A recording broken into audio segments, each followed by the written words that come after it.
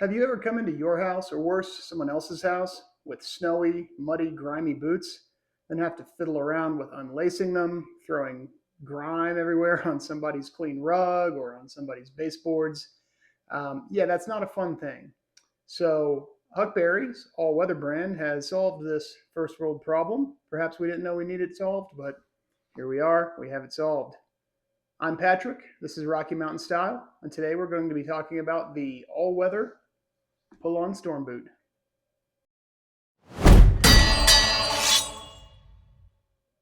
If you like boots, jackets, jeans, leather bags, other leather goods, and other cool things in general, I think this might be a good channel for you.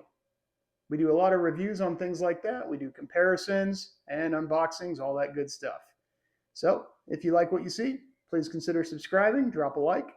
When we get to 1,000 subs here pretty soon, hopefully in the next month or two, yeah, let's be honest, probably a couple more months than that. But we're going to do a pretty sweet giveaway. I'm not quite ready to reveal what that's going to be yet, but it will certainly be worth your time. So please stick around. Okay, before we get started with the review, I do want to say these boots were provided to me by Huckberry for a review. However, I'm under no auspices to give a positive review. All they want me to do is give my honest, unfiltered opinion, which is exactly what I plan on doing here today. So, with that said, let's get into the specs of this boot. The first and probably most important thing about this boot, what sets it apart or why someone may even consider buying this boot, is the fact that it's waterproof. It utilizes a waterproof nubuck leather, which, just as a little reminder, nubuck is a leather that's been rubbed or otherwise abraded to sort of give the look, feel, and texture of a suede or a rough out without it actually being that bottom side of the hide. So it is the top side of the cowhide, which is sort of just fixed, to look a little bit more like a suede. The outsole on the boot is a Vibram Mega Grip. This is the first time I've ever seen this particular outsole in person and felt it. And I think the namesake is pretty accurate. The boot is quite grippy. The few times I've worn it out in slippery conditions, I had zero issues. One thing I did notice right away, though, it's quite a bit cushier than I was expecting. The ubiquitous Vibram mini lug outsole, 430, I believe, that's on all sorts of boots all around the boot world, it is a lot more slick at first and a lot harder. These are quite cushy. Vibram says that they do good in all sorts of different situations and that they're both sticky and with still maintaining some durability. So with this review, I don't quite have the amount of foot miles on these things to be able to talk definitively about that. But that's what Vibram says, so you can go ahead and take it with a grain of salt or believe every bit of it. Vibram's got a pretty good track record, so I don't see any reason to doubt them on that. Huckberry also goes on to say that this boot has a soft, shock-absorbing midsole. Now, what that exactly means as far as construction goes, I don't have the foggiest idea. However, I can say that the boot does more or less feel like a sneaker when you put it on. Not quite a Nike sneaker, basketball sneaker, thing like that. Well, more of an old school sneaker, a minimalist sneaker, something that has a little bit of heft on the bottom, but still a nice amount of cushion. So they are quite comfortable to wear. You're definitely not going to get foot fatigue. They don't need any breaking in. In fact, they're actually quite large on the inside. So keep that in mind if you're considering them. I got a size 10 in these. Generally, I wear 10 to 10 and a half in boots. I wear 10 and a half to 11 in sneakers. And these at 10 are pretty big to the point where I have to wear big cushy socks, but I don't mind that in the slightest, really. It makes things more comfortable in my mind.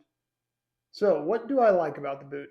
The first thing I like the most about this boot is the ease of the boot going on and off your foot. It's after wearing so many boots, you get used to lacing things up, cinching them down, and then they're just on for the day, right? Because they're such a pain to take on and off. With these, your foot literally just slides in and out, no problem whatsoever.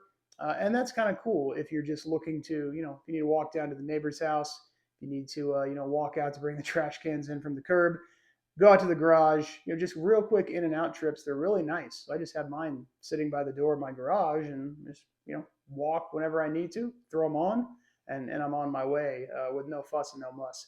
So, and it doesn't matter what kind of sock I'm wearing, doesn't matter what kind of pants I'm wearing.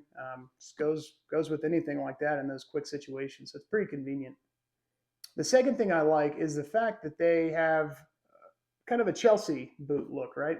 So most all-weather boots, let's be honest, are pretty dorky looking, right? And they're generally built function over form. So, and that's the way it ought to be. But here they've kind of straddled that line, with the waterproof nubuck and the soles. They've tried their best to make it look like a Chelsea. And if you're wearing it with pants that go down and cover most of this goring here, at a quick glance, I think they did a fairly decent job. They kind of do look like a Chelsea boot. So the fact that they're not quite as dorky looking as most of the other things, like a Bean boot from LL Bean, is a good thing in my mind.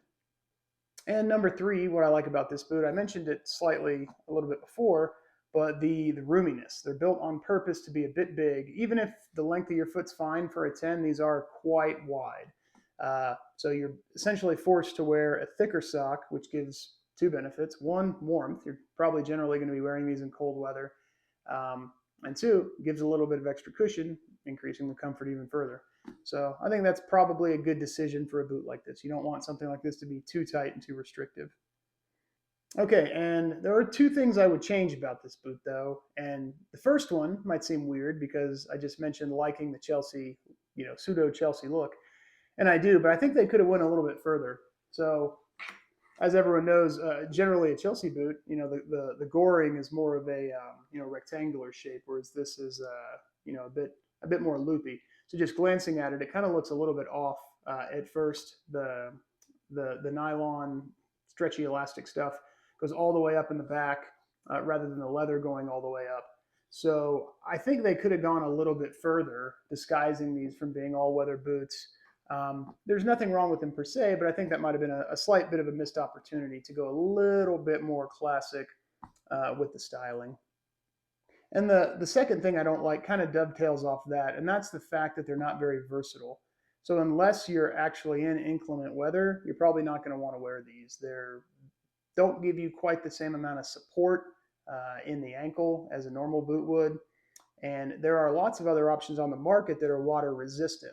Think treated suede, waxed suede, things like that give you some water resistance and can still have a rugged outsole, but look more like a traditional boot. So those, in my mind, are significantly more versatile than a boot like this, which is purpose built for one specific thing. And it does do that specific thing well, but if there was a way to change it to give it a little more versatility in more situations where you could wear it other than the purpose-built thing you could do, make it a jack of all trades instead of a master of one. And maybe that's not what they're going for, but there's perhaps an opportunity there to improve the boot a little bit in that way. And in closing, if you happen to be looking for an easy on, easy off boot that meets this very narrow niche about being waterproof, being easy on, easy off, honestly, there's probably nothing better on the market for that. So if you're looking for it, you found it. Go ahead and purchase with confidence, right? I still think these are a pretty reasonable value at full MSRP. They're $158. Huckberry does put things on sale quite often. One of the things I like about Huckberry, there's so many SKUs and you can go and check through them daily, and almost always there's something new on sale. So these do go on sale. I've seen them on sale since I picked them up and have been watching. So if you need a boot like this, it's something to consider.